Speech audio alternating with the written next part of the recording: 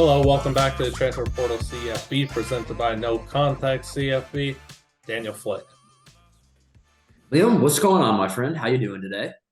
You know, our good friend Kyle really hyped you up the other week, buddy. He did.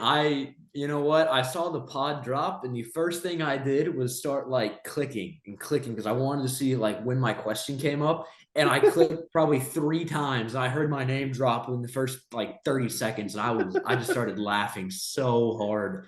And watching Kyle talk about like the dry humor, and he's like, if you want good sports takes, like sure, but like the dry humor is just kind of it kind of puts me over the top, I guess. Apparently, in the words of Kyle, but I mean, I don't know. I thought it was funny. I appreciated the shout out though. So, like I said on Twitter, probably the greatest podcast intro that I have ever heard. So, shout Yeah. out the podcast. Yeah, shout out the podcast. As Daniel says, shout out the podcast. Please make sure that you consider liking and subscribing over on the YouTubes. Would greatly appreciate that. Now, what are we doing today? Interesting. I'm a general manager. I don't know if you know that, Daniel. I've been hired and fired a lot in these last few weeks. That's very unfortunately. I mean, it's not even like Black Monday. No. But Odd guess timing. you're also a general manager today. It's news to me. Yeah, That is news. You're gonna get fired a few times too. Basically what Daniel and I will be doing. It's very simple. I've got a trade proposal. He's gonna have to tell me whether he's accepting it or declining it, and vice versa. Let's run it. Let's do it. I am making a trade offer here. Bring it. What if I just hang up? What if I just quite literally just that'd be very unfortunate. That'd be very unfortunate.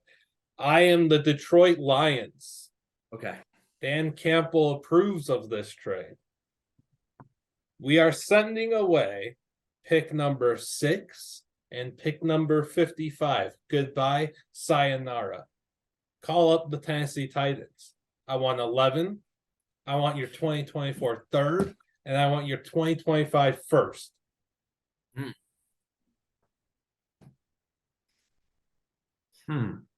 Okay. Okay. I'm the Tennessee Okay. Tennessee Titans. Here's the problem. Here's my concern. You're pick 6, correct? I'm pick 11. Yeah. Who am I realistically? The problem that I have here, you got Stroud and Young off the board 1-2. You've got you've got Anthony Richardson probably going pick 4. You would have to guess, maybe pick 3, depending on trade up situations. If I'm Tennessee, am I going to sell the farm to trade up for Will Levis to get, I guess in that situation, you're jumping the Raiders, who could take Will Levis, could not take Will Levis. Do you really care if they take Will Levis? Then becomes the question. If you're the Titans, are you more focused?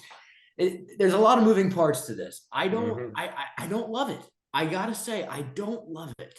Which just means I've cooked up a really good proposal on behalf of my Lions. Yeah, you have. It is. Look, I see what you're going for. I see the goal. I see the vision. It'd be a good trade for Detroit. We love stockpiling picks in Detroit. 2025 class has some dudes you might have heard of.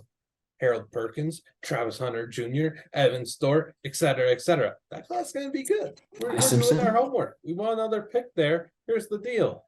What if Anthony Richardson falls past 4? What if he falls past 5? We live in these worlds. What if he's there at 6? And it's the opportunity Tennessee now has. Anthony Richardson, Will Levis, we've got to make a move up to get our guy. All I'm saying is, don't be surprised if Will Levis is a Titan on draft day. I think they really like the guy. I think they have a visit with him, I believe, this week. So they're doing their homework. They are indeed doing their homework. So it wouldn't shock me. At the same point, it sounds like the Colts like him quite a bit, which is interesting to me. And so I don't know. I think there might even be a chance that quarterbacks run 1, 2, 3, 4. which would be interesting. It's never happened before, I'm pretty sure. Because I think I remember 2021 when it was a possibility. Everyone's like, that's never happened. And so I'm pretty sure it'd be a first time thing. But if if I am Rand Carthen and it is my first draft, I do not trade up 5 spots, trade away a 2025 first round draft pick for Will Levis. I can't get on board with it. I just cannot. I don't think in this situation, it seems like they want to tear it down kind of. And I don't think Will Levis is the type of guy that you, in your very first draft, you trade away a future one and you put all your support behind it. Mhm. It's just to me, one thing I just could not get on board with. And so I don't know if I'm Ran, I would turn it down. I would decline. I was even being a nice guy too. I asked for the 2025 first instead of 2024. You are, and unfortunately, Rand Carthen does not care. All right. Your turn, man. Just know All right, my turn. I like that trade as the Lions. You should. If I was Detroit, I would very much so like that deal. But They're first offer, I got to play hardball. They're in I want, maybe it's not the right word to say here, but they're in an icky spot at 6. Like, yeah, Jalen Carter's going to be there. I mean, that's a fiasco to say the least. And then where you go? Are you taking CP1 there? You take one of the edge rushers that falls? Oh, just move down to 11, stockpile some picks, and enjoy whoever's there at 11.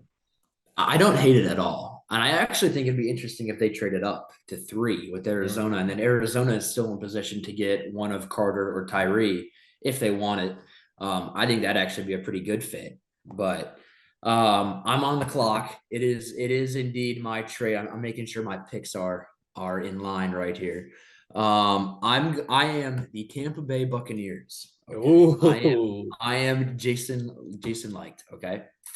I want to trade up to the number. I was actually planning on doing Tennessee. It's kind of unfortunate.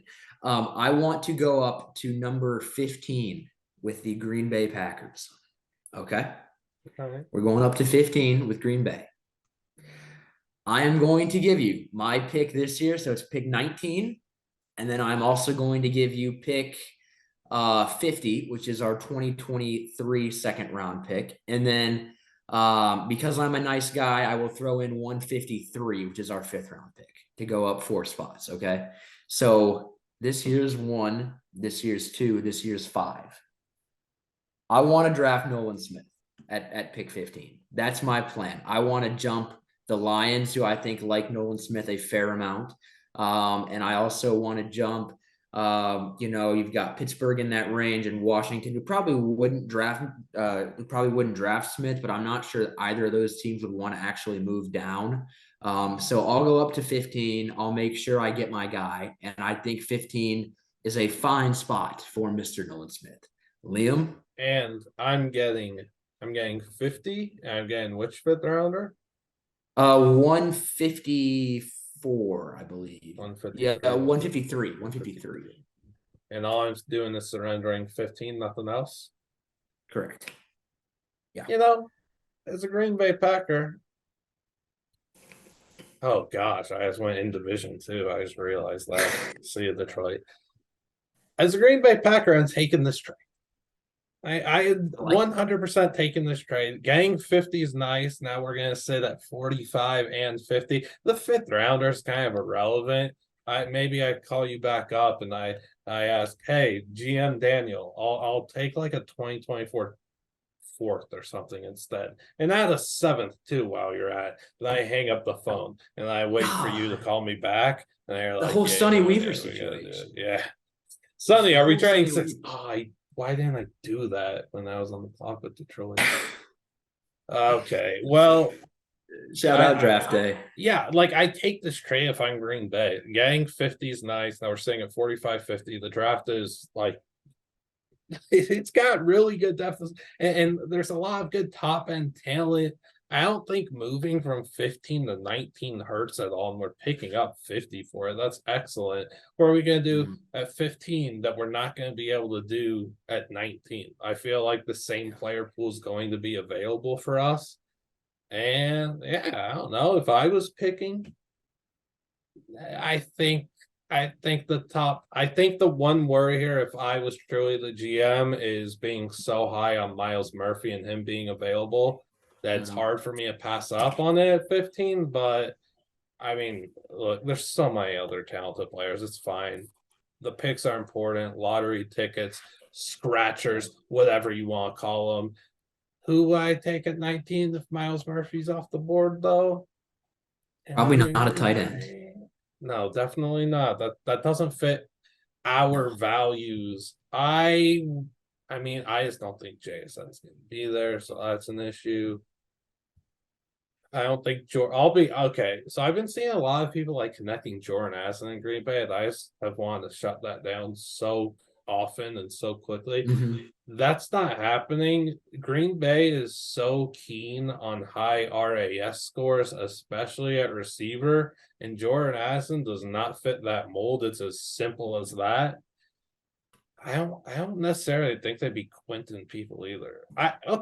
So I do feel like Green Bay would be very connected to Zay Flowers. I do feel like that could be a potential fit. Our guy.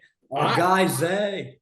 Green Bay, we're moving down from 15 and 19, adding pick 50, and we're getting Zay at 19. Like, okay. I see the vision. Zay Packers. Okay. That's why you follow him on Twitter. for those jokes. Okay. I'm here all week. I'm here through draft day. I'm always open. Pick up your phone. That. Oh shoot. Okay. I'm a Minnesota Viking. I'm making my rounds away to the NFC North. This is why you get fired so much. Hang on, okay. Back to my call. Okay. You're the Pittsburgh Steelers. Okay. I'm asking for 23. Wait, actually, sorry, I messed that up. You're getting 23. You're getting 211. Coveted pick 211. I'm getting 32. I'm getting 80. And I'm getting Pittsburgh's 2024 third rounder. Okay. So moral of the story. I'm moving down. Yes, moving down. Well, 20. Okay, I really scuffed this because I'm bad at numbers. I'm the Vikings. I'm moving up. You're moving up 9 spots. Okay, yeah. I'm moving up 9 spots. I'm giving up a 3 this year. You said pick 80? You're giving up 80 and a 2024 third. Okay. Yeah. Okay. Deal. And here's why. I think when you look at Pittsburgh and what Pittsburgh has done a lot of work on in the draft process, it's been a lot of offensive tackles and a lot of cornerbacks. And they apparently really like Keely Ringo, who I think they could probably get at 32 potentially. But again, I feel like there's so many corners that are in that late first round range where it's like, is my guy, will he make it there? Will he not make it there? Will somebody else fall in love? If you're Pittsburgh, now you can take a tackle or any offensive lineman you want. Maybe it's Darnell Wright at pick, was it 17? Yeah. Maybe it's Darnell Wright. Maybe you can get Wright and then Ringo. And I think Pittsburgh, with the work that they've done on each of those 2 guys in the pre-draft process, I think you take those and you're like, my job here is done. Like, I think with the haul, I mean, it's not really a big price to pay. No. I feel like I think it's a fair deal value wise. I feel like it's just 2/3. Yeah, I would take that. I actually think that's a very fair trade. I think there's when you look at what Pittsburgh needs and kind of positional value and where the run might go, because I feel like with Wright, he's probably going to be about the best tackle you're going to get once the top 2 to 3 guys go early on. And so to me, I think if you can get Wright at 17, trade back up, select Ringo at 23, right? I mean, that's a good start to the draft for Pittsburgh. So I would take that, and I think I'd be very pleased with it as well. And so deal 100%. I am smashing the button on deal or no deal. I am not closing the case. I am hitting the red button, and we're going to go out and party is how I view it.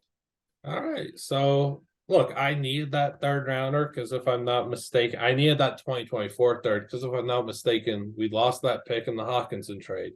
So we just don't have a pick there. We're getting a pick back. And yeah, it is like it's pretty light capital to move up those 9 spots, but I feel like it's still fine for Minnesota, who has 5 picks in this draft. I don't know if they're really in a position where at 23 they need to be. I'm basically saying there's so many holes on this team that add another pick on day 2, get another pick next year, and just find more picks to hit on. And maybe with 32, you make another move down, and you just keep stockpiling. I don't think that'd be bad for Minnesota, but I mean, yes, I really do like that for Pittsburgh. I'm glad I was able to assist you guys.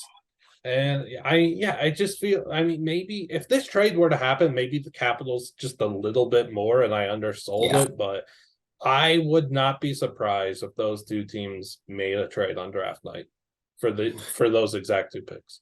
Yeah, and I think it's kind of interesting too, when you look at the Vikings and would they draft a quarterback?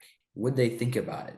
And if you are moving down to 32 this year, not having the 5th-year option at pick 32, I think that might be a bit of a troublesome thing, especially because they keep on pushing Kirk's money just further and further down the line.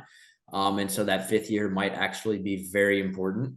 And so I think that's kind of an interesting idea. But when you look at it, I think it's logical for them when you talk about only having the 5 picks, right? I mean, you need as much help as you can get. I mean, obviously, they were the 2 seed last year, correct? 3? Dude, something like that. I'm not a numbers guy. They won the North. I know that. They won the North and they had a home playoff game, which was, congratulations. And they were a subpar football team. Yeah. So they overperformed by all accounts. They overperformed. But, in their mind and their eyes, it's like, hey, we just went out and won however many games last year. We need to kind of reload because, I mean, I feel like the roster is not entirely where it needs to be. And they're kind of in a really weird quarterback situation where it's like they've got a high money guy who's not necessarily, him. Let's put it that way. Yeah. So it's not fun. A lot of people would consider that to be quarterback purgatory, right? But we'll leave that conversation for another day. But in the meantime, I would take the trade. You take the trade. You let us know who you're picking with the Pittsburgh pick. It's going to be right at 17. It's going to be Ringo at 23. I've got to let you know what I'm going to do with Minnesota, man. What is it? So, bring it. I am very infatuated by a few cornerbacks. One, obviously, Cam Smith. I still think he's the best corner in the class. However, I'm not going to go down that route. I'm also a big fan of Julius Brents. I think he should be a late first. I'm gonna fade corner though at 32. I'm gonna feel like Jordan Addison is gonna be there at 32, and that's who Minnesota's going to take. And then with what pick 80, I'm taking Eli Ricks. Do you think he gets to 80? Ooh. I think I don't understand why people are so low on Eli and why the NFL. Like, I get it. He had a rough year in 2022. The fact of the matter is, if he never took his LSU uniform off, he's going to be a top 10 pick in this year's class, and I don't think there's a debate about that. I truly believe that he's going to be late day 2, early day 3. If he's early day 3, we're looking at a significant heist. A heist like no other since Tariq Woolen went way later than he should have. But golly, dude, Eli Ricks he's going to be an impact rookie. If we get him at 80, we're chilling. We're living lavishly. Yep. We've got a shutdown secondary now. Ain't nobody. Daniel Jones just carved us for 340. But Eli only allowed a passer rating allowed of 16.2. But I'm impressed, man. Watch him kick slide and have it just, let him have his fun. Let him just squeeze, just let Let Eli just squeeze wideouts out as far as Eli wants to squeeze them. Is how I view it. The Yeah. guy's electric. I could not care less about his pro day results and his RAS Yeah. and everything because I just know this is just a dude that shows up on game day and makes plays and shuts down receivers and plays physical. He's the most confident guy on the field. He's gonna be a good pro. And if he's really there at pick 80, dude, like that's a mistake from a lot of NFL franchises. But yeah, that's our haul. It's gonna be Jordan Addison, Eli Ricks moving down those 9 spots. I like it. You want to answer the phone real quick? Yo, I am the Buffalo Bills. I am Mr. Brandon Bean of the Buffalo Bills. You are, in this case, you are John Schneider. You are the Seattle Seahawks. Okay. Schneid's here. What's up? What's cracking? I want. Hey, Pete. to go up to Pete. Hey, Pete's just trolling. He's just going up to do. He's gave a wet willy a Gino. Of course he did. He probably got his shirt off too, if I had to guess. Yeah. Relax, man. I'm gonna give you. I want to give you pick 27. Okay. I want to give you pick 59, and I want to give you pick 130, and I want to move up to pick 20. So I'm going to give you my 1, 59, my 2, my 1, my 2, and my 4, and I want to move up to pick 20. That's it. That is the trade offer. All right. Before so I tell you who I'm drafting, 59 and 130. Yes. I'm moving down to 27. You know, as a member of the Seattle Seahawks, because I am Schneids. You are indeed. Hey, Pete, are we cool moving down to 27? He's not even answering me. I am cool making this trade after picking at 5.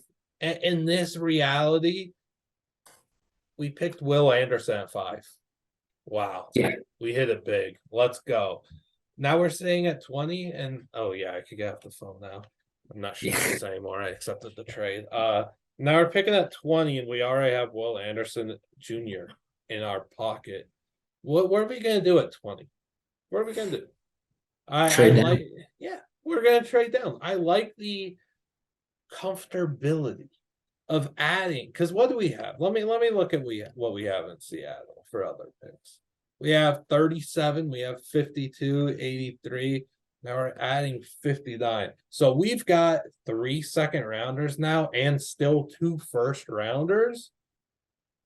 We're gonna make plays happen. We're going to make some stuff happen in this draft. And don't count us out. Now that we've got 52 and 59, we can still move up the board. If we take someone at 37 that we're high on, and then let's say at 43, someone's still there that was number 2 on our board to the guy we took at 37. We're moving up, Schneids. We're moving up, Pete. So I take this 100% for Seattle. Let's see who you trade up for. Before I make a full pick, I have to ask you this in this case, as an evaluator. Do you think Bijan gets to pick 20? Okay. I know you see the vision. The issue is I don't know. Okay, I do this thing in every sport where I just assume that the people in front offices are the smartest people in the respective sport, and then they're just not. So that is a problem. Yeah, like personally, I'm just not taking Bijan on the first. The value just will never line up, and people fail to grasp that mindset of the value of a first round running back.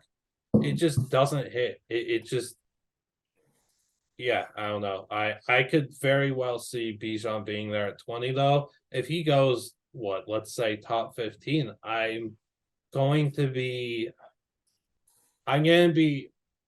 shocked on my end from my brain and what I believe in, but fully like cognizant of what the NFL is and be like, yeah, like this is I don't know. Words, they're tough.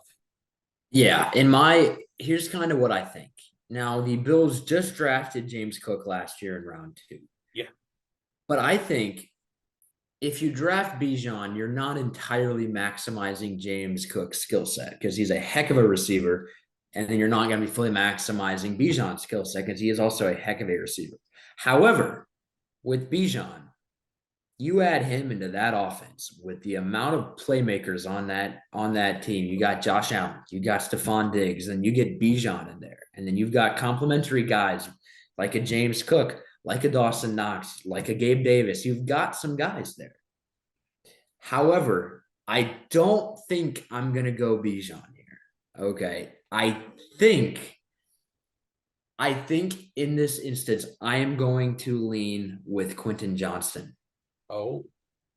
Okay. Wait, first, before you go into it, can I just say Daniel has made a very wise decision here to pass up on the running back. It is absolutely apparent if Buffalo takes another running back and invests significant capital into it. Since 2019, was Buffalo done? Devin Singletary, pick 74. Zach Moss, 86. James Cook, 63. It's a merry-go-round that's never going to end. It's going to be Bijan at 27 or 20. It's going to be who next year? The next Allen. Yeah, the next fun running back. It's going to be Jaden Odd in 2025. It's never going to end. That's what I'm saying. That's why I had to bring up Bijan, because if anyone's going to move up and draft him, I feel like it'd be the Bills. But anyways, in this instance, I kind of want to lean Quentin Johnston. And here's why. I think when you look at Josh Allen and you look at the Bills offense, it's such an explosive unit. I feel like when it's really humming, you've got guys that can, contribute run after catch, but you've also got a lot of guys who can just win deep. And I feel like with Josh Allen's arm in particular, you can really push the ball down the field. And Quentin Johnston, if you just line him up and tell him just run, and we're just going to throw it up to you. I think Max Duggan had the quote a few days ago. It's like, I literally just at times would just close my eyes and throw it up to him. Like, whether that's actually the case, yeah, I mean, whatever. But anyways, Quentin, I think would be a ton of fun in Buffalo. And I think, if you put him in that receiver's room, there's a lot of people who kind of look at him and it's kind of like, well, he's a bit raw as a route runner. Maybe, maybe he's not this elite level separator, whatever the complaint might be. You put him in a room with Stephon Diggs, and you're going to get a lot of chances to win, and you're going to get a lot of. How about with Khalil Shakir? You imagine Khalil Shakir and Gabe Davis fighting it out for a third receiver role in Buffalo, and you got some problems there. You got some real problems for opposing defenses. And so to me, because it's kind of interesting, if you look at the Bills roster, I feel like the problem is they could really use a linebacker here. They could really use a linebacker. And I thought about Drew Sanders, but at 20, that feels a bit high. Feels pretty rich, yeah. And 27, and that's why to go take Drew Sanders. That's got we're in 2025 and we're looking back at the 2023 class, and that's got this written all over it.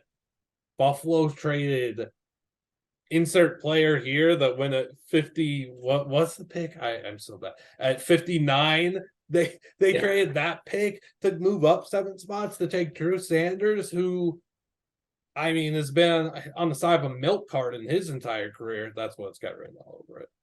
I do think he would be a good player in Buffalo. And I think if they stay where they are, he would be a good pick there. However, in this case, in the need of teams that could realistically trade up, you've got reports of the Bills legitimately looking into trading up. And I think when you start considering who they could actually go up for, and you look at the amount of receivers, or I guess, the number of receivers who are going to be in that range, I really think it starts to kind of, you add 2 and 2, and it's like Quentin in that offense with the amount of players they already have would be a lot of fun. And I do think they have a need for it. And I think if Quentin hits his upside, because, there has been a little Stephon Diggs drama, right? There has indeed been a little Stephon Diggs drama this offseason. with is he going to stay? Is he going to go? Is he fully happy? After everything that happened in the playoff game against Cincinnati. And so worst case scenario, you only have him for one more year. You get a guy with the talent and the upside of Quentin Johnston, whose frankly main weakness right now is route running, and you pair him with, I'm not sure if you ask this question, or if you I guess remember some of the answers that you got at the Shrine Bowl, but I went back a few days ago and kind of listened to a few of the interviews that I did, and a lot of the wideouts that I asked were like, who do you watch? Like, who's the guy for you? Who's your main film guy? It's all Stephon Diggs. A lot of it, almost everybody name drops Stephon Diggs as a guy that they watch. That is just too surgical. Yeah, exactly. So you've got him, and then you let Quentin Johnston learn from Stephon Diggs for a year. Worst case scenario for a year. In an ideal world, this is a multi-year thing, right? I think it's a great environment for Quentin to just flourish. And so for me, I think 20 is fine value for him. I don't feel like it's a reach, and I feel like the upside there is worth it. And so I actually like that pick quite a lot for Buffalo. Yeah, and of course, we live in a reality where he could very likely just end up being a bust regardless, if that's the label that we want to put on it.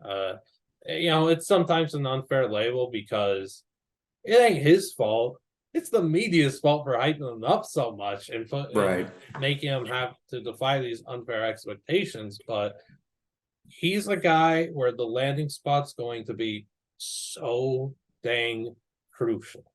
And if it's Buffalo, you start to feel really, really excited about what Quentin could become in that offense, not just as a rookie, but looking down in 2-3 years as he develops. That's when you start to get excited about a Quentin Johnston landing spot that, say, you wouldn't if he went to, I don't know, name a team like Washington. Yeah, yours not excited. I love Jordan Love though, but yours not excited about either of those. It doesn't fire you up if he's a New England Patriot. It just doesn't. If he's a Buffalo Bill, you're stoked. And you talk about learning from Stephon Diggs. You're learning from Khalil Shakir, man. That's a route runner right there. That is a nuanced guy. But yeah, that pick, look, Buffalo would be without a pick till 91. That's fine when you're looking at a team who is in complete win now mode, would really benefit from Johnston. And then you, as you mentioned, you have the Diggs kind of saga. If he ends up getting moved, you do feel a bit more comfortable about it now that you've equipped your receiver room with Quentin. You have Shakir, who I still think I really like Shakir a lot, if you can't tell. Huge fan of his game. Oh, really? And you still have Gabe Davis. At least you can feel confident about that. And it's not the same situation, but there's a bit of the vibe with Tennessee letting AJ Brown go and drafting his replacement ASAP in Treylon Burks. It ain't the same thing here with Diggs and Quentin. But we're basically just saying, if it gets to a point where Diggs voices his opinion again and wants out of Buffalo, you feel a bit more comfortable now that you've got Quentin, Gabe, and Shakir. And then the return that you're going to get from Diggs. That's going to make you happy. Which, in the NFL, that could be a dang 6th rounder for Diggs for all we know. Because some of these trades they'd be idiotic. Trades are good. They are. I've yet to hear a bad trade except for the first one that you offered. But no, really, all of them are good. Hey, it's a good trade for Detroit. And what? You gotta pay up for Will Levis. You know what, though? On the topic of Will Levis, I might have a little bit of a bold trade up coming later. Maybe a bold one. A little foreshadowing. I will. You know what? We got to keep the listeners watching or listening. Yeah. Speaking of Will Levis, here are the Colts. Okay, what pick am I? 4? I am the Tampa Bay Buccaneers. I'm back. Oh, brother. I am getting 35. I am getting 79. And I'm getting Indianapolis's 2024 third rounder. The Colts, 35, 79, 2024 third. Okay. yes, the Got it. Colts are Looking- getting 19 and they're getting 196. The mindset here is that they stayed at 4 and they took Richardson and Levis. Okay. And then you're moving up to 19. 19. Yes. Okay. We did different things with this pick 19. We have. That's good to know that we can trade multiple picks now. Okay. So I think okay. So I'm giving up. No, so I'm getting 19 in a 4th round pick. Yes. 190. And I'm giving up 35. A my 6th second- rounder, 6th rounder, 196. Okay, 190. Okay. I thought you said 106 for No. Okay. Okay, so I'm getting 19 and I'm getting a 6th round pick, and I'm giving up 35. I'm giving up 79. second 79. Okay. I like this trade for me. And the 2024 third. Okay. A 2024 third. Okay. Mhm. I'm gonna take that trade. I'm gonna take that trade. Okay. Shane Steichen, my brother. We're going up, brother. Okay. Hey, get Brady back. I want you to put the word back out there that we up. We not up. We literally down 16 picks. I think when you look at the Colts, it's a very, very similar situation to what you have kind of with the Bills as far as what they need, and kind of in that time window to where they kind of need an impact player on offense. And I think if you're Indianapolis, you need a tackle. And that's obviously a bit of a tricky situation here, right? Because I just had Darnell Wright going a couple picks earlier, which makes this a bit of a dilemma. So then you start looking at the tackle class, right? Obviously at the top, you've got, a Broderick Jones. Will Broderick Jones fall to here? That becomes the question. I don't think he does, which I think then you start looking at Skoronski is going to be gone, right? Paris Johnson is going to be gone. You're not going to draft DeJuan Jones this high. And so for me, I think the dilemma is, who do you want to – I don't feel like you want to reach, but at the same token, the Colts kind of have a history here of maybe reaching that little extra, right? And kind of maybe not caring as much about outside perception, right? Because they just value athleticism and they value traits and they value length and all of these things that just make it so intriguing, I feel like, is probably the word that I would use if I'm talking about Indianapolis, right? And so I think you start looking at a guy like an Anton Harrison, who I think would be very interesting. I knew you were going to say him. And I think Anton is this a bit rich for him? Potentially a little bit. But at the same token, if you're Indianapolis, Anton is, frankly, he's probably going to be your best bet here. And I think he's a guy they're going to be higher on than a lot of other people are. And so I think with Anton, you're going to bet on the upside. And I think what you really want here, if you're the Colts, you've got Michael Pittman in Indianapolis. You've got Alec Pierce. You've got Jonathan Taylor. You've got Jelani Woods. You've got Mo Alley Cox. Like, you've got enough weapons to where, especially young weapons who are going to only continue to improve, to where you're probably not going to be trading up for a wideout in that range. And so to me, their offensive line was just abysmal last year. Outright, just abysmal. And if you're going to draft a young quarterback, you've got to protect him, especially a guy like Anthony Richardson, who obviously can move, but you want to build around him you want to try to make sure that he's not, just thrown into just a terrible pocket, from the start. And so to me, if you can get, a guy like Anton Harrison, I feel like he's the type of guy that if you're Indianapolis and you're going to overdraft somebody, because that's just kind of what the Colts tend to do, it feels like sometimes, Anton would fit the bill for what they want. And so I will go up. I will draft Anton. I will take the 5th-year option.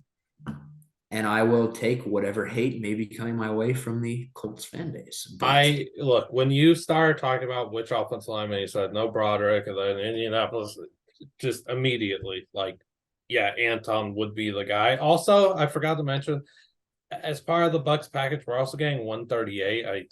just Oh, well, now it's yeah. off. Yeah, I'm bad at numbers. I forgot to mention it. Whatever. Look, No. that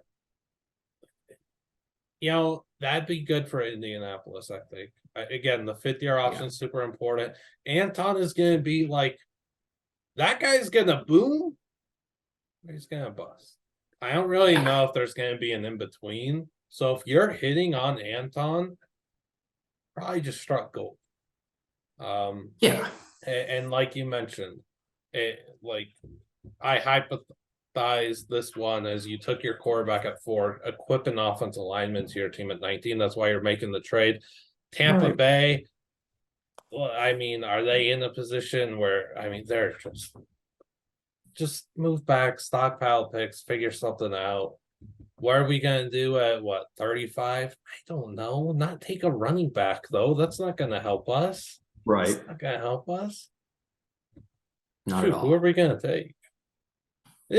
We maybe an edge rusher. I would like that. Maybe Felix Anudike-Uzomah. That might be the pick. I would not mind that pick. Mm-hmm. I will say that they have made it a trend of drafting defensive ends or overall defensive linemen quite early the last few years. Would they do it again? Not as bad as taking a running back 8 times in a row. Also, I realized for your Bills pick, for your Bills trade, I didn't tell Schneid's, I didn't tell Pete who we're picking. Oh yeah, I messed that up. So I moved down. I moved down to 27. And I said we took Will Anderson at 5. So I moved down to 27. This is a fun pick for Seattle because it doesn't feel like their roster has a ton of needs on it. Look, I love and I'm a big believer in is recognizing that we are building a very strong and youthful secondary. Adding more to it just is going to end up scaring a bunch of teams in the future. I think someone that I would really connect to Seattle, while I won't pick him here, is Darius Rush. I think he really fits their mold. I think he'd be an absolute baller there. And I think something to point out is Tariq Woolen, former wide receiver, converts to corner, goes late in the draft, 5th round, doesn't make sense, tests astronomically well. Darius Rush, former receiver, transitions to corner as a redshirt freshman at South Carolina, tested super well. I'm not saying they're the same player or anything. I'm just saying there's a bit of a little blueprint there that those two have. And I think Rush is going to hit big. I think, at 27, I think Brian Brzee would be the pick for Seattle. I think you just add Will Anderson Jr. and Brian Brzee, and I think you're super excited. I don't hate that. I actually, if you're thinking about drafting a Jalen Carter, then I mean that's kind of, I'm not saying Brzee's Jalen Carter, but again, if you're gonna draft a guy 21 slots lower, you might as well, right? Because I mean, especially like last year at this time, I think a lot of people kind of had those two guys very close to one another, and so, or at least in the same relative tier as far as top 10 prospects. And so, no, I don't hate that. Schneider's talked, the last couple of weeks, like we've got big problems, on our defensive line. And so you draft Will Anderson at pick 5 and you draft Brian Brzee at 7. It's like you're starting to, I think Pete would really take that shirt off pretty quick and start with the little towel. And it was already off. Oh yeah. No, he just started swinging it now. Like it's been off since. He hasn't stopped. No, he just kept going. He doesn't even know that we made the trade and down and got Brzee. But as someone that's not, again, positional value, I'm not taking Jalen Carter in the top 10 like that. It just doesn't align with my beliefs. Right. It's still tough to take a defensive tackle in the first round, but you acquired extra capital. It's your second first rounder. You're taking him at the very end. And that as long as he's healthy, he's going to be a very high level contributor. And we know that what we saw of Brzee at Clemson, when this guy's on and he's healthy and all the stuff that this kid dealt with, when it becomes just about football in these next 2 years, we know that he's gonna be a tremendous asset to our team. Like and the ability that he brings as a pass rusher, like you just gotta fall in love with. He's got such a good pass rushing skill set for a massive behemoth of a man. Right. Golly.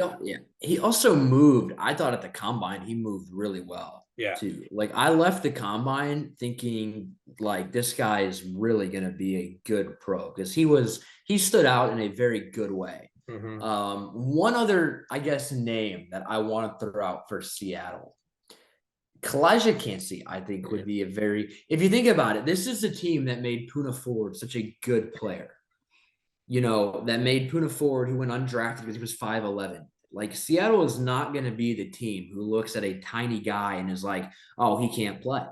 They're going to look at him as a guy who's like, whoa, we can really make this guy go inside. And so to me, I wouldn't hate that pick for them. If there's going to be a team that drafts him, you know, if you're going to trade down, if you're Seattle and you're going to draft KalijahCansey, I actually do not hate that at all if it's them.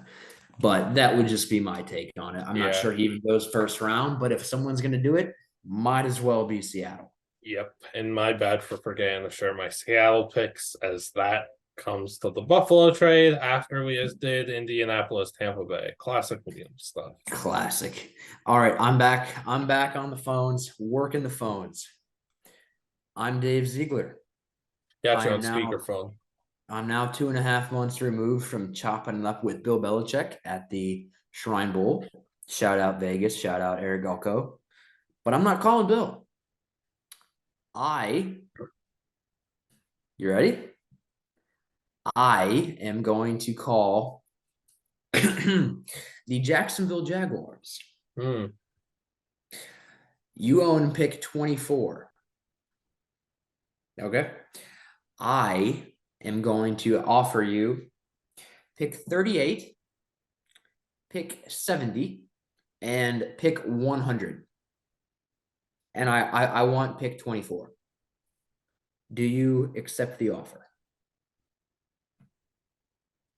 So it's 38, 70, and 100 for pick 24. Yeah.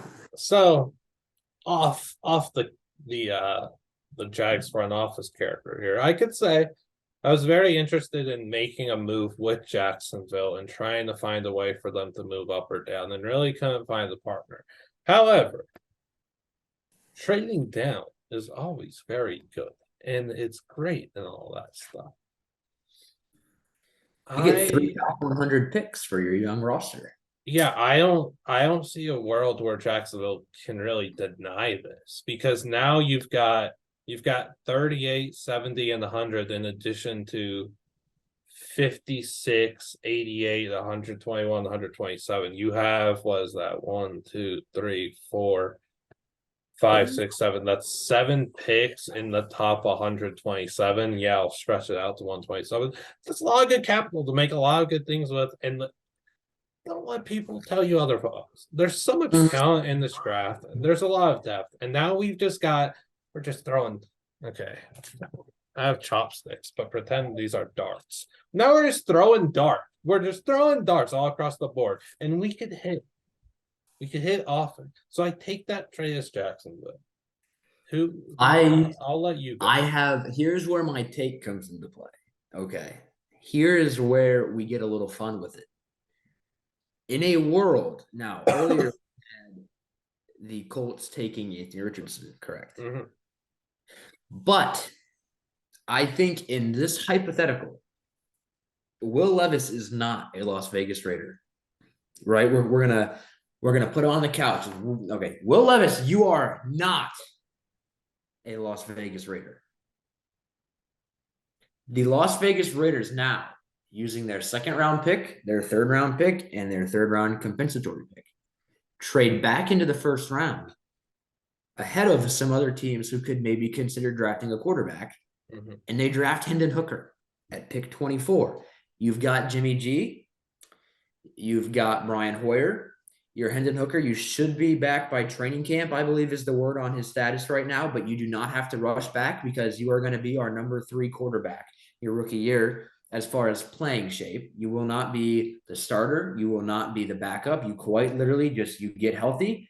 We ease you in from this Tennessee offense that is not exactly a pro split offense, right?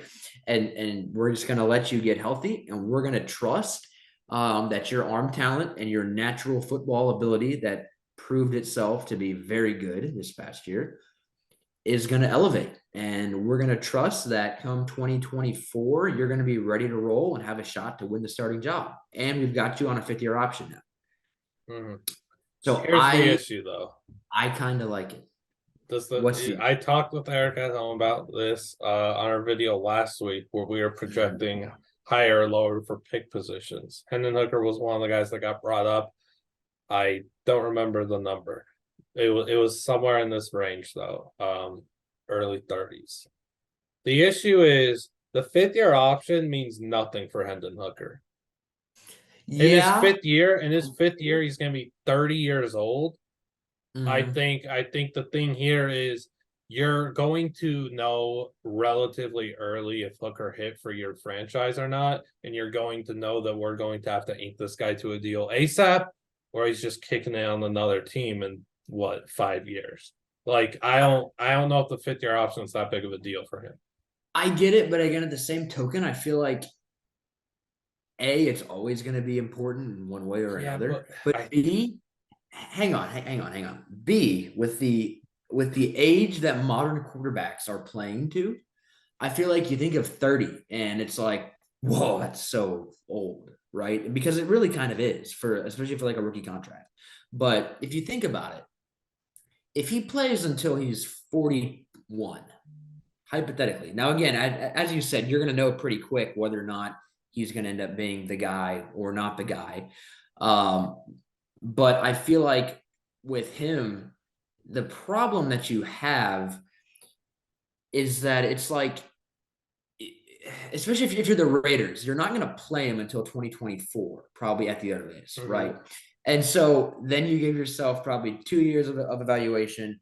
And then, as you said, it's like you're going to know, is it extension time or not? I feel like it's like that for every quarterback, right? It's like that for everybody pretty much. Very rarely, I mean, you'll get a quarterback from time to time, shout out Daniel Jones, where it's like you really don't know if the guy's good or bad, and he's been playing for 4 years. But, it's shout out Daniel Jones, though. But I feel like with Hendon, you're right about the 5th year for him as an in particular case, but I still feel like it's got its value to it. And I feel like it kind of extends the window. If you're not going to start him as a rookie, and maybe even not even in 2024, it does open up the window for you, which I think is important. But, if nothing else, you do get that extra year of cheap play, and then you add on the extension onto it if he's, a world-beating quarterback. But But like the salary cap doesn't exist either. It just doesn't. Are we really going to care that much about having to pay him a year earlier if he hits big? I don't think we will, because I mean, we invested to this guy as our franchise quarterback. We gave up 3 top 100 picks to go get him, and he's blossomed into a very good player, albeit he's now a 28-year-old quarterback, and he's in his 3rd year. Like, he's still balling out and making big plays and leading us to the playoffs. Who cares what his age is? None of that stuff matters. We're just gonna pay him, though. Like, I don't know. I think it's a different case, whereas maybe there's a different mindset if he's 23 years old or something, and I don't know. I'm having trouble putting it into words, but I get the dilemma. I do. But again, at the same token, I still feel like if you're Vegas, it's kind of I don't really feel like it's enough to throw you off the path.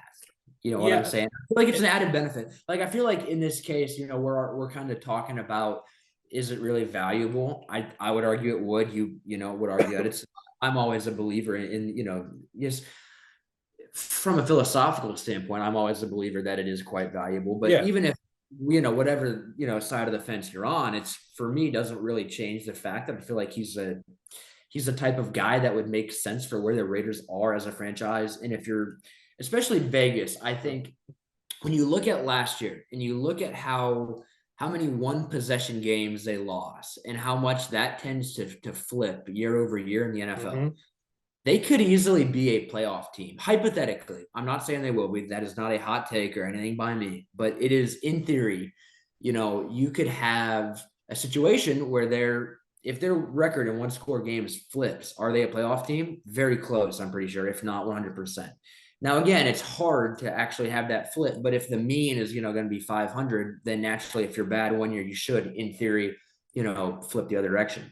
But the numbers aren't always that, easy. But in this case, if you can draft an impact player at pick 7 who can help you, help that number flip in the positive direction, then you can come back up, draft your quarterback in the future who you want to sit for a year anyways, because you've got all this money tied up in Jimmy G for 2023. I think it makes sense for them from a team building perspective, and also trying to, last offseason, our good pal Terry Fontenot said, something like, we want to, save our cake and eat it too, or something like that. I don't know. It was a very confusing quote, but anyways, basically it meant that like we need to kind of prioritize the future while still trying to, be as competitive as we can now. And I feel like if you're Vegas, this kind of accomplishes that by still drafting, using your top 10 pick on whether it be a Christian Gonzalez, or whoever it might be at pick 7. Yeah. And so, maybe it's him, maybe it's Witherspoon, whoever it might be, but then you draft your quarterback later. And I feel like, to me, it would be, as a team building enthusiast, I would understand the vision. And to me, I think process is very important. And I feel like the process there is pretty strong. So that's just me. Okay. So an issue I'll bring up is knowing that Vegas was like active. Well, I don't know if it's out there or anything, but my, significant hunch was that Vegas was active and trying to move up, but Carolina jumped them to 1 before they could, land the deal. I think Vegas's number 1 guy was Stroud. I think they really want Stroud. I think they're going to try and make a trade up to pursue him. They weren't able to do it. Did their mindset now at 7 and being on the outside of the quarterback, wheel and looking out at it, did their mindset flip to 2024 will be our year? We'll have to take this year off, whatever. We're looking at Caleb Williams or Drake May. Hopefully Caleb, we're looking at him as our franchise quarterback. We're okay taking a step back this year in a competitive AFC West. Like, it's not going to kill us to have a down year, get our franchise quarterback next year who looks to be all sorts of stupendous.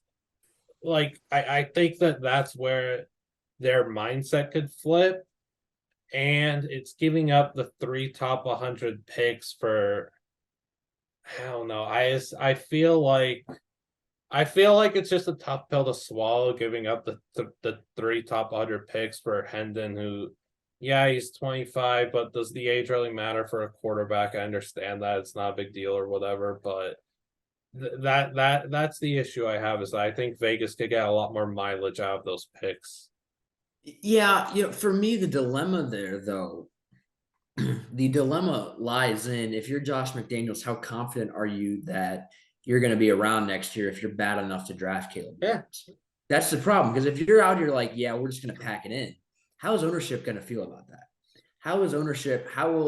Is your job safe? No, they're not going to feel good right now, but they're going to feel good when Caleb's playing in 2020. There you go. But will he be playing for Josh McDaniels, right? That is always the problem. And that's why me personally, I am always pro, you got to give your coach, at least 3 is typically the way that, unless it's just like a complete dumpster fire. But again, I think if you're Vegas and if you're looking at it, you've got to believe with as many close games as you played last year that you're going to be at least okay. Right? Like, I don't feel like you give Jimmy G the money that you do. Like, for example, if you look last year at what the Falcons did with Marcus Mariota, right? It's like that was a clear bridge thing. Jimmy G is also on a pretty clear bridge thing, but at Yeah. a much steeper price to where it's like this guy's going to be our quarterback and we expect at least a decent level of play out of him. And you've got a decent roster around him that, again, the one score stuff, if that flips, you're talking about a potential playoff team, Mm-hmm. right? And so I don't know if they'll just pack it in, which is kind of the problem. And that's kind of, and again, Hendon's kind of walking the line between packing it in and not packing it in because he's a future option, even though you're moving 3 picks from this year to go up and do it. And it's kind of why I wouldn't be surprised if they weren't the type of team that would pull this move. But again, like at the same token, I feel like it's kind of the Fontenot quote I was saying earlier of you're still competing while you're still planning for the future. And so to me, that would be it'd be a logical move. I would understand why maybe you wouldn't be as attracted to it, but like I think there's a fair argument for it. And again, if we're getting a little brave with our picks, I think that's kind of an interesting one. Just to throw out there. So for the just the sake of the hypothesis, the hypothesizing of all this, you're giving up 38 obviously to swap to whatever the heck the pick is. What is it again? 24. Yeah. So you're giving up 38 to swap that 14 pick difference, whatever. Then you're giving up 70 and 100 for Hendon Hooker, who we're just gonna say for the sake of this doesn't play as a rookie. Maybe he like sees snaps and stuff late in the year, whatever, but he doesn't play any significant snaps as a rookie. Now you're picking the top 3 in 2024, and Caleb Williams is probably going to go 1. We're not going to say that you have the first pick just for the sake of this because it's not fair to do the whole shoe-in thing, but Drake May is still there. Are you comfortable passing on Caleb Williams / Drake May because you put picks 70 and 100 in the Hendon Hooker the year prior, and you're banking on that him as a 26-year-old second-year player, 27-year-old third-year player is going to move your franchise enough to where the other 2 quarterbacks wouldn't, just because you invested picks 70 and 100? Yeah, see, look, in my eyes, in that case, you would still draft Drake. But again, it's just like now we're just putting too many picks in the quarterback, and it just feels like we wasted 2 top 100 picks on Hendon.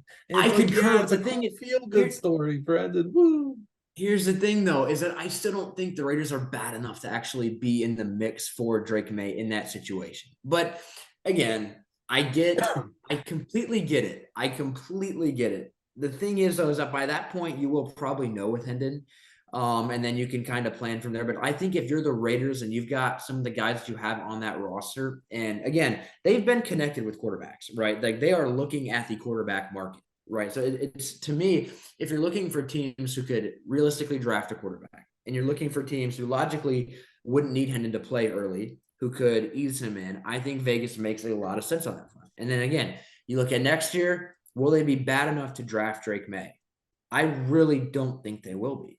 Now, again, that is a lot of money to put into, the quarterback position. A lot of money. Or at least a lot of capital, a lot of draft capital. And so I can understand why you'd be thrown off. But for me, at the same point, it's kind of like I don't think that's really the avenue that they should be thinking about, if you know what I'm saying. Like I feel like, and again, in this hypothetical, if you believe strongly enough in Hendon Hooker to move up the amount of picks that you are, or like if you're going to move 70 and 100, you're going to invest in him. You're going to do that investment with more than you're not just going to quit on that. I would tend to think after 1 year, and then you probably wouldn't sell the farm next year in theory.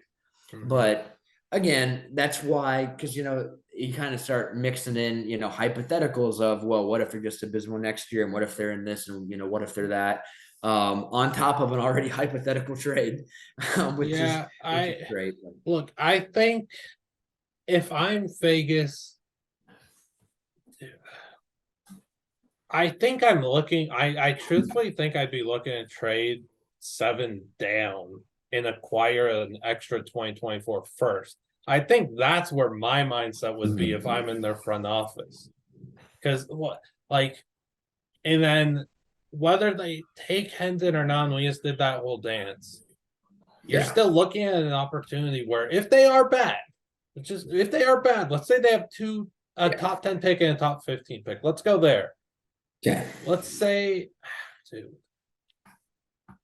I would want the 2024 first. We could be looking at a possibility where they're getting, look, where they've gotten Hendon. Okay, so here's the plan. They trade down from 7 and they still make this trade, but Jacksonville go up. They trade 70 and 100. They get Hendon Hooker. Okay, he's the quarterback of the future. They now have the extra 2024 first, top 10 pick, top 15 pick. Dallas Turner and like Marvin Harrison Jr. Woo, yeah, woo, they did. Or Marvin's not there, and you gotta figure out something else. Yeah. Woo, okay, yeah, like, woo, yeah, we did. Woo. I don't Yeah. know, like, I'm with you. I guess for me, here's the thing. I want to ask you about this follow-up. Do you think it would help Josh McDaniels' job security if, in theory, you have a quarterback on his rookie contract that you just drafted that you're planning on potentially being a part of your future? Would you say that would it be easier for you to sell ownership if you're Josh McDaniels, that like, hey, I've got my quarterback here. Oh no. Roll with him in 2024. Would that buy you a third year of saying, hey, we just drafted this quarterback in the first round last year? So McDaniels only drafted Hendon Hooker to buy himself another year. There it is. There it is. I'm asking, would that, in your eyes, be a part of if the on-field product is dreadful enough to where they're picking the top 5, I don't think he stays. If they're picking at like the end, the bottom of the top 10, then sure, like give them another chance, see what happens. But again, I don't know. Like I like Hendon Hooker, but is he moving the needle enough to where a head coach could just say, like, threaten his like higher ups and say, yeah, Hendon Hooker's in my back pocket and we're gonna unleash him this year, and like we're throwing the Pokeball out, like he's evolved now. Does Hendon have enough power to where he's getting McDaniels a third year after not playing a whole rookie season?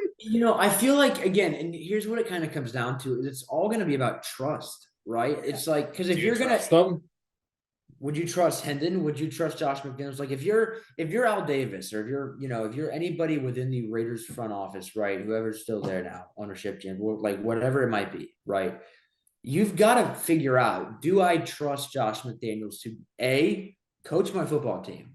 B, do I trust him enough to develop a quarterback? C, do I trust his evaluation, in said quarterback? And D, is his vision legitimately worthy of my trust in his, future long-term outlook? And so to me, that's kind of the big dilemma, is, in my eyes, if you have full belief in Josh McDaniels, and he is well aware of this, then that's where trading up for Hendon, to me, would, in a sense, I think it would make more sense. But I could also understand the argument of like, hey, you're our guy. You can have this year. You're not, like, you will still have a job next year if you want to wait for it. And so I think that's really what it comes down to. But the feeling that you get is that it's kind of shaky grounds, is what it just kind of, from the outside, it just feels shaky to me, And so it's like, I don't know. I don't feel like it's going to end particularly well. And Hendon going there kind of feels like an on-brand pick of like, hey, we're trying to draft our quarterback in the future. Like it's the type of thing where you can look at it. And again, I still think process-wise, it makes sense. But again, I see where you're coming from of like, how much would he really move the needle? Yeah. But again, at the same token, if you're drafting Will Levis at pick 7, how much is he going to move the needle this year for you? Right? How much is Anthony Richardson going to move the needle for you this year? Again, it's easier to sell ownership on a top 10 quarterback. Yeah. But if you're drafting Hendon at 24, that's still like, hey, I drafted this guy.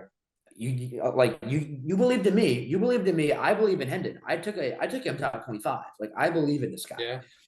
And so to me, again, it really comes down to trust. This one's tough. It's a tough.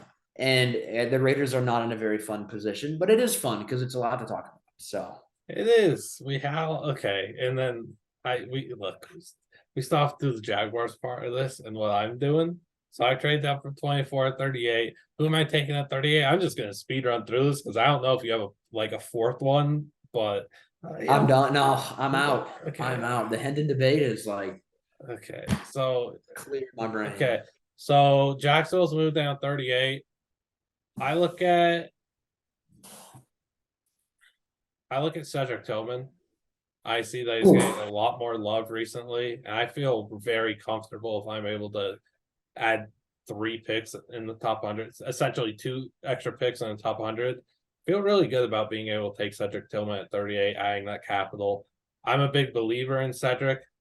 Let him blossom with that guy, Trevor Lawrence. I think that's really good. Speed running through this. Sorry. What do I have? 70 now? Yeah. Okay, 70. We're gonna take one of, I'm gonna leave it open, Jalen Duncan or Blake Freeland. We're just gonna add them to the offensive line core. Can I bring up one thing real quick about Cedric Tillman? There is a Yeah. slight problem that sadly he's already signed on to catch passes from Hendon Hooker in Vegas. So What? That's not fair. It's not fair. That's just he's a Bishop Gorman guy, Mr. Tillman. So he's back in Vegas. That's the way that the contracts work. The contractual draft agreements. You've heard of the under the table deals. Well, now I'm all in on Hendon Hooker in Vegas just because, yeah, Cedric. If you're gonna clip one thing out of the podcast, clip that Dang right it. there. Oh man. Well, now I have well, I reject this. I veto this. I've got Cedric Tillman to Jacksonville because I want him really badly. It's a big reason why we made this trade. Vegas, guess what? Doesn't have the capital to do it anymore. You burnt it all. With one of those picks, we're taking Jalen Duncan or Blake Freeland. I don't know who's going to be there at 70. Right. Now I have pick 100. Ooh, yeah, pick 100. Shoot. What am I going to do? Pick 100. What if I just went and took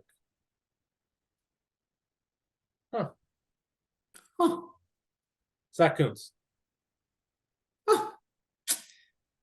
Not one of our Shrine Bowl boys. Nope, I did not.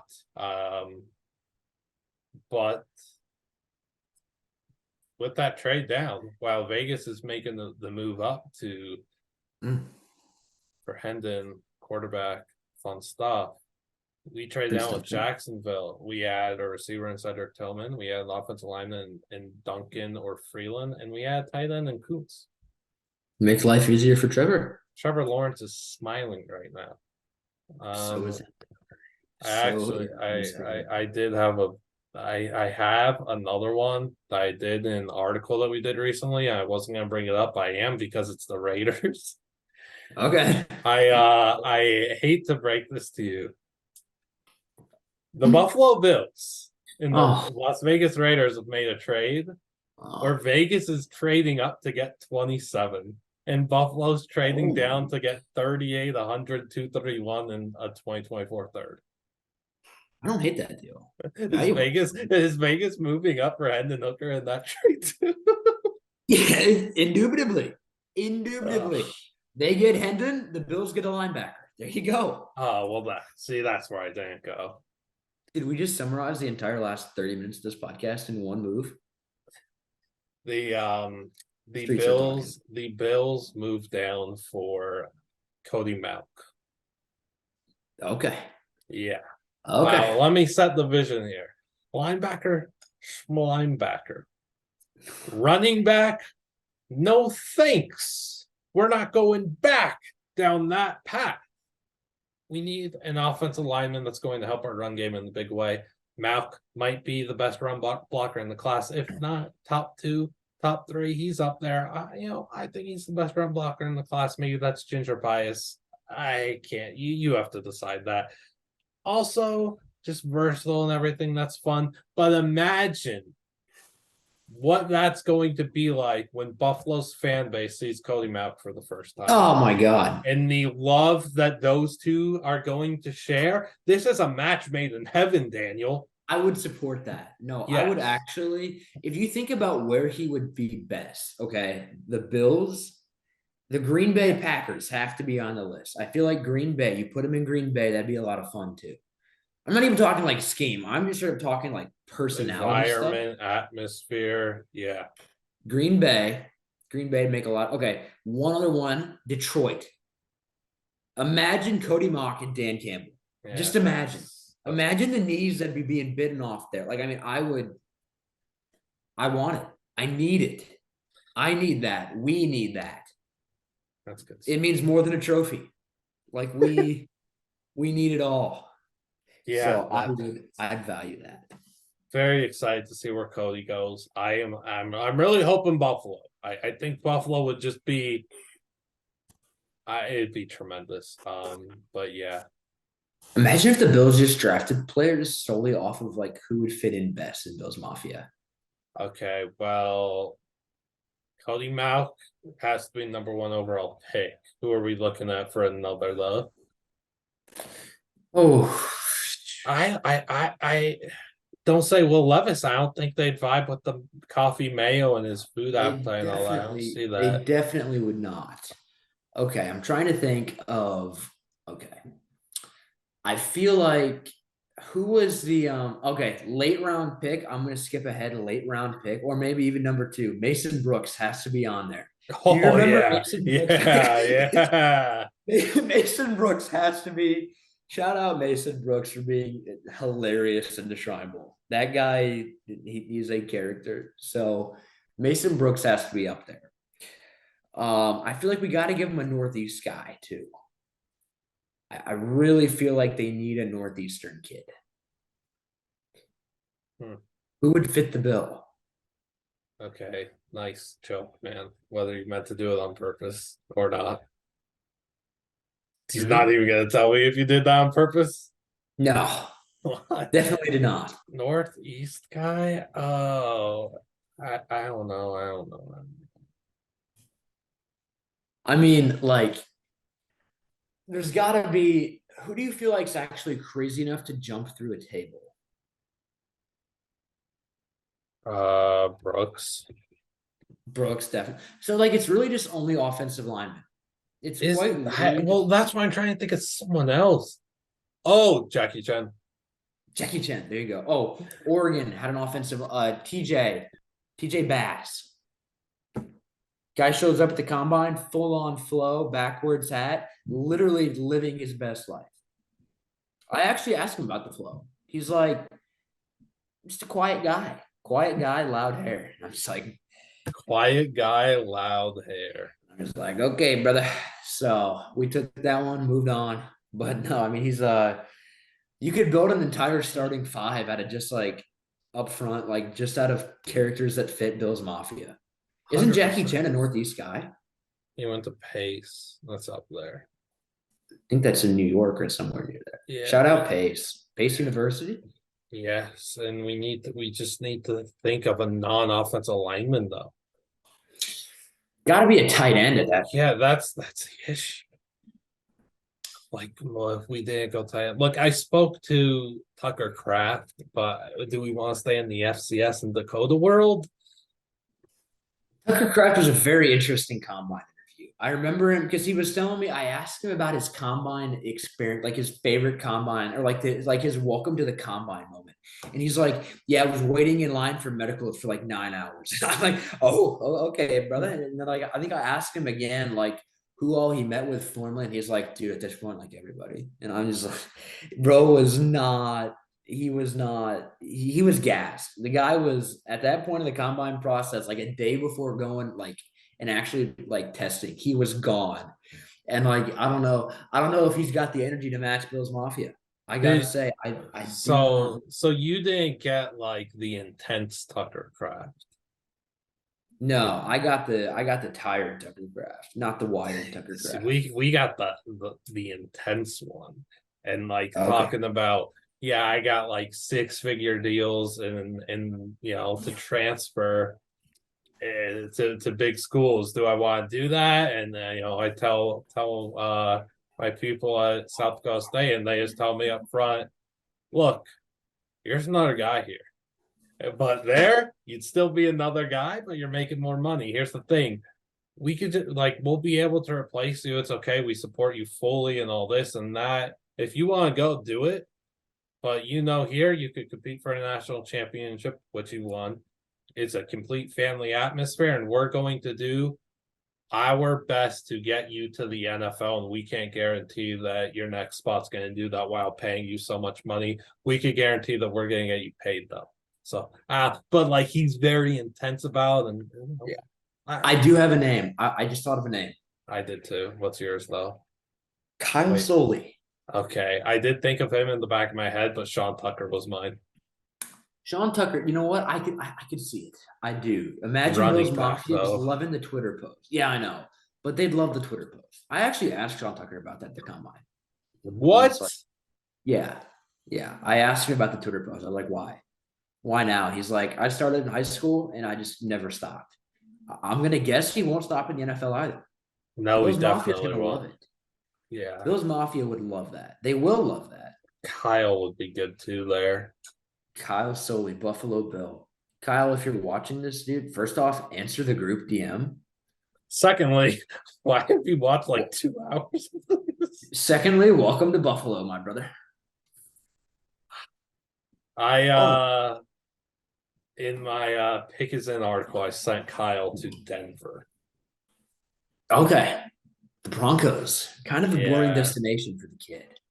Yeah. He told me he's got some top 30s lined up. He said he has a couple Yeah. lined up. And then he told me he had those pre-pro day. Then he said he was getting more set up after the pro day, after he lit it up. As he told us, I think bag day is what he called it. Yeah. Bag day. Secured Bag the bag. day. Yup. Secured the bag. Kyle Soley running 4.5 something, I think it was. Something around there. I think 4.56. I was thinking 4.56. Good for him. What a Good character. for him. Future Buffalo Bill, Kyle Soley ran a 4.56. There it is. Last name, Michael Turk. Michael Turk. That's a Buffalo Bill punter. That is a Buffalo Bill, yeah, influencer. Talk about a guy that'll jump right through a table and vlog Talk it. about a guy. Yeah, find you a guy as famous as Michael Turk. I mean, literally find you somebody with 216K on YouTube who's punting footballs. You can't. It's just Michael Turk. Yeah, please make sure to subscribe. We're almost at 260K. I think we're like 215K away from that. Look, we could keep rambling on, Daniel. Yeah. But we'll let you get up on out of here. Thank you for joining, making these trades. We'll have to get some graphics up for our trade scenarios and see what the people would do if they would accept or decline, punch us in the face, throw our phones away. At the end of the day, look, at the end of the day, what we do? We made Pete Carroll happy. We made him take his shirt off and start swinging it. We won. At the end of the day, the Hendon Hooker graphic will probably not be well received. But you know what? I have to attach the player names to it and who we're picking. Okay. I fought the good fight. I tried. Yes. I tried. And that is the end of the day, A for effort, except in journalism where there is no A in effort. Yeah, and look, I understand fighting the fight and going up against a monster that's tough to win against. I actually, before last season, went up against Hendon Hooker in the little quarterback debate.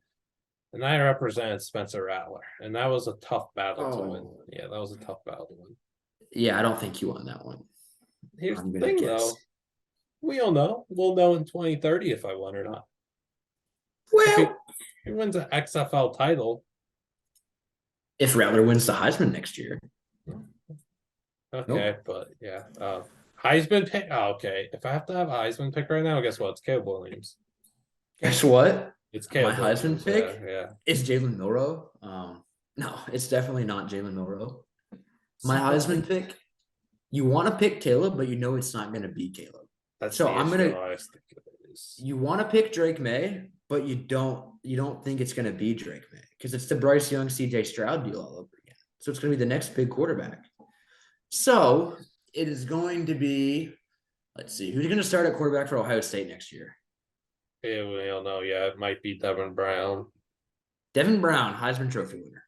Look, I think if James Franklin lets it happen, why not Drew Aller? Drew Aller to Dante Cephas. You want to talk about a new quarterback receiver duo that you want to watch on Saturdays? Those two right there. Also, Drake May and Devontae Walker, though. Kent State was so good. Jason McClellan next year will have a shot. Jason McClellan will have a shot at it. What if I just That went is out there and said Jared first? What if you just went out there and did? I mean, you know what though? If Will couldn't even be a finalist 2 years ago, then at this point I'm over You know it. what? I've cracked the case. Friend of the transfer portal, Riley Leonard, Duke quarterback. Duke goes undefeated. Riley Leonard captures the hearts of many. Heisman winner. He's probably watching the show right now. He's a friend of the show. Lim, we can't keep him much longer. No, He's he got to go can't. throw footballs. He didn't say dunk on me though. Only Jared first did, so that's cool. Thank you, Riley. Okay, goodbye. Thank you. Woo, yeah. Sounds fun.